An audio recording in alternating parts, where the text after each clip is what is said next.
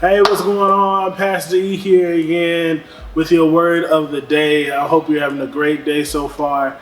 I know it's raining. I know it's dark. I know we're back inside. I understand all of it. It's tough right now. I get it. But I'm here just to encourage you for a few minutes today. Let you know that I'm still with you, that God is still with you, even though things may be seeming tough. I was thinking about it when I was thinking about a discussion or a study today. And it's really hard to deal with. I understand that. It's scary. It's uncertain.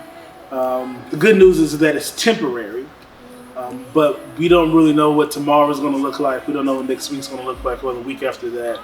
And you're not alone in that. I'm a little worried about it. I've been trying not to be. It's impossible not to think about it. It's going on all around us. And I know that it's tough to deal with, especially at a younger age, especially for teenagers and high schoolers and middle schoolers, and even adults. Even adults, man, it's worrisome. Even more so, we have a little bit more responsibility than you guys. So it's kind of tough to think about what the next steps could look like. There's some people who aren't working right now. Me and my wife met a lady in Kroger the other day who I told her I would pray for, and I have been praying for. And she was telling me that her daughter can't even work right now. So she's having to help out with bills. So she's having to do more hours at Kroger to try to help her family out. And she's not the only one. There are a lot of people with that sort of issue and that sort of thing going on.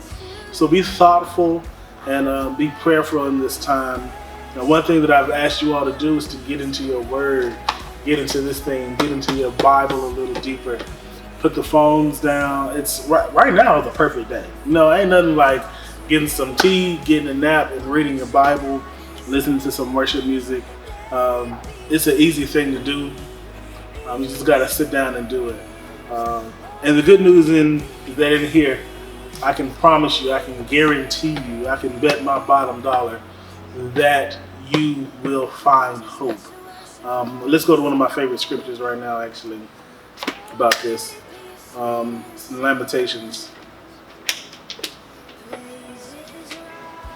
And what it says is Lamentations 3:21, and it talks about hope. There's been a lot of things going on in this person's life, and it's just, he's lamenting. The writer is lamenting at this point. But he gets to a moment of understanding. He has an aha moment, a eureka moment, in which he says to God, pretty much, I'm going to paraphrase what it says.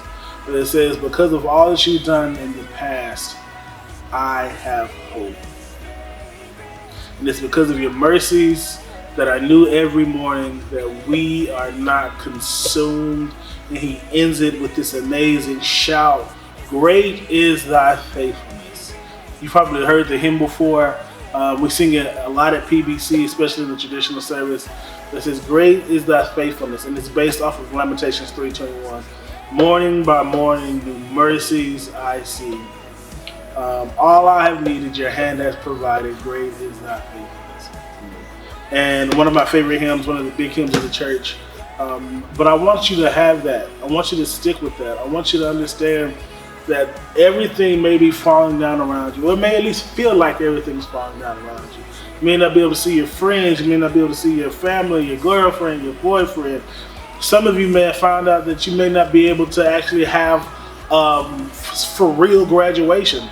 A lot of schools have decided to cancel graduation due to it. And I know it's something you've been looking forward to your entire life. And just to hear that you may not be able to walk is just so unbearable. And I get it. Listen to that rain. But I get it. Side note, I'm crazy. It is what it is. But I understand. It's so tough just to think about not being able to have your friends for the rest of your senior year, or for the rest of your whatever the situation may be, or middle school, or whatever it is. You waited for this build up and this climax, and somehow it feels like it's not going to happen. But great is thy faithfulness. Great is God's faithfulness towards us. There's an old hymn. I'm on hymns today for whatever reason. It says, count your blessings, name them one by one. Count your blessings, see what God has done.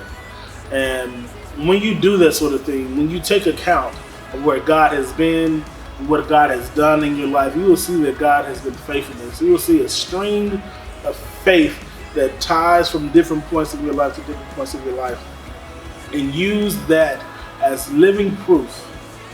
And remember who God is, who God was, and who He's going to be.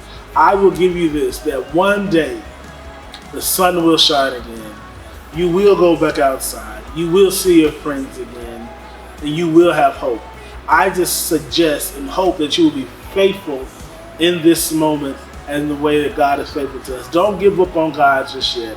Don't stop just yet. I implore you actually to go further, to go deeper, to get better in your relationship with Him. And you will see, even in the midst of the storm, that God can still do what He said He's going to do. I love you. I'll see you tomorrow with a different word, or it may be a live stream, or it may be just an Instagram post or something. But I will be with you every day in some capacity with this thing. I love you. I'll see you tomorrow. Be blessed, my family.